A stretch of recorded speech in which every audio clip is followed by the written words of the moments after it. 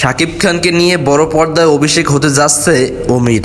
বর্তমান সময়ে ছোট পর্দার আলোচিত পরিচালক কাজল আরিফিন অমি। সাম্প্রতিক সময় এই গুণী পরিচালককে নিয়ে একটি গুঞ্জন উঠেছে, তিনি নাকি সিনেমা বানাবার জন্য তৈরি হইতেছেন, তাও আবার শাকিব খানকে নিয়ে। আলোচিত সিরিজ নির্মাতা কাজল আরিফিন অমি আসতেছেন চলচ্চিত্র পরিচালনায়। তার নির্মাণে তরুণদের পর্দায় আটকিয়ে রেখেছিলেন। এই পরিচালকের নির্মাণ করা সিরিজ বেচারা পয়েন্ট দিয়ে খুব জনপ্রিয়তা পেয়েছিলেন তিনি। ছোট পর্দায় এবং ওটিটিতে সারা জাগানো বেশ কিছু কাজ দিয়ে হাত পাকিয়েছেন এই তরুণ। এই জনপ্রিয় পরিচালকের প্রথম সিনেমায় ঢালিউড কিং শাকিব খান কি থাকবেন, এই প্রশ্নই উঠেছে সামাজিক যোগাযোগ মাধ্যমে। তুফান সিনেমা মুক্তি দেওয়ার আগে শাকিব খানের সঙ্গে বেশ কিছুবার মিটিং করেছিলেন এই নির্মাতা। তুফান সিনেমার সাফল্যের পর সাম্প্রতিক সময় জানা গেছে শাকিব খানের পক্ষ থেকে এই পরিচালককে সিনেমা নির্মাণের প্রস্তাব দেওয়া হয়েছে। যদি এমনটা হয়ে থাকে তাহলে শাকিব খান একটি প্রশংসনীয় কাজ করছে।